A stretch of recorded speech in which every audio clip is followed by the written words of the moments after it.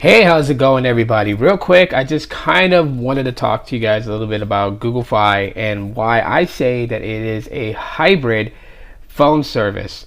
Normally when I tell people this and I say, hey, Google Fi is a hybrid service, a lot of people tend to think it's because of the three different networks that it piggybacks off of.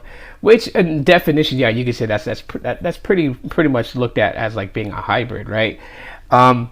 But the thing is that that's not what I'm actually focusing on. What I focus on by calling Google Fi a hybrid is that it caters to both people who use unlimited and who want to penny pinch. Okay, so you have the option of doing both, and basically it kind of gives you, actually, it does give you control of how your bill is going to look that month. Let me elaborate. So Google Fi, like I've said many times in videos about Google Fi explaining its pricing, you have what's called 5 basics, which is $20 a month. Okay, you add a second line, that's $15.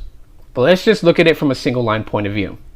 $20 for 5 basics, $10 per gigabyte that you use.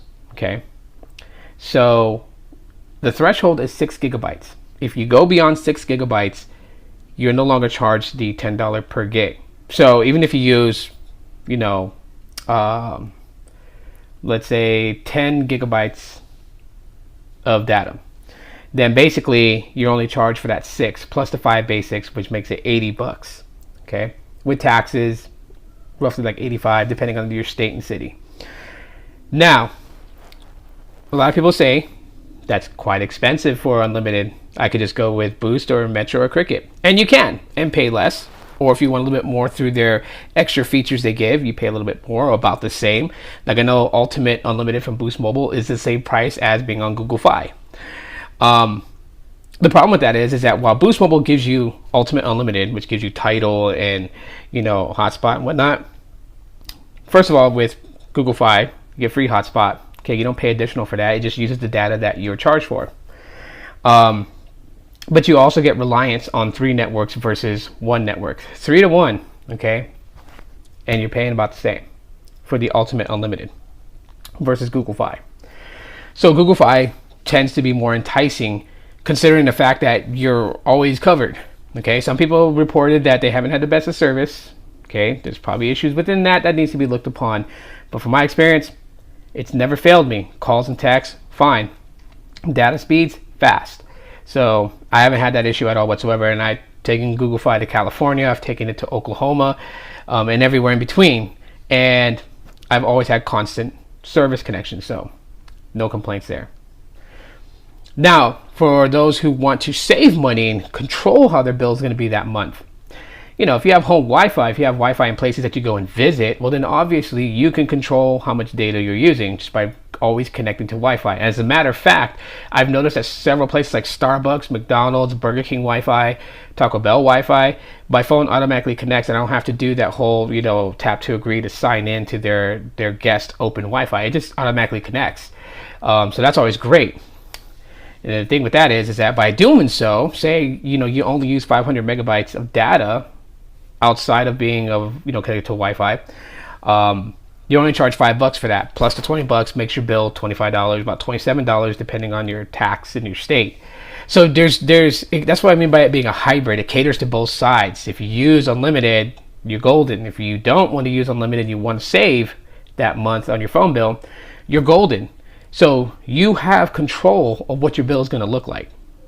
The only caveat to Google Fi is its throttling threshold. And I wrote an email to Google for feedback for Google Fi, hoping that it would be changed this, because right now the threshold, once you cross 15 gigabytes, 15 gigabytes, if you cross that, they slow your speeds down. If you want to reinstate your speeds to make it faster, after the 15 gigabytes, it's then reinstated the $10 per 1 gigabyte to make your speeds faster. I would hope that Google would change that and at least bump it to 20 gigs before throttling, okay? Bare minimum 20 gigs. I have 2 lines on my Google Fi, and last month we easily reached 12 gigs, all lines combined. As I have my line, I have a second full line with a number, and then I have a device that's using a data-only SIM card. And all 3 devices managed to use 12 gigs in a 30-day cycle. So, it's kind of cutting it close there. And in that time, we were kind of watching the data usage. So we really weren't like going all out like unlimited, even though we've kind of reached the threshold of being unlimited. We weren't really going all out for that, and we actually reached 12. So if I decided to do like some heavy data consumption from either devices, we easily would have crossed 15, and that would have slowed it down. So that is the only caveat to Google Fi that I think a lot of people will frown upon. But as far as service connection, they are great. The ability to have your billing as a hybrid of you having full control of your bill, either allowing it to basically go into unlimited status or even control and spend less for that month to save you some extra dollars. But you have control of doing that. And that's what I mean by Google Fi being a hybrid. So if you guys enjoyed what I had to say, drop a like. Leave a comment on what you guys think of Google Fi, if you use it or if you're interested in it. And hopefully this kind of explained why I say Google Fi is a hybrid. Thanks so much for checking out my blog. And as always, aloha.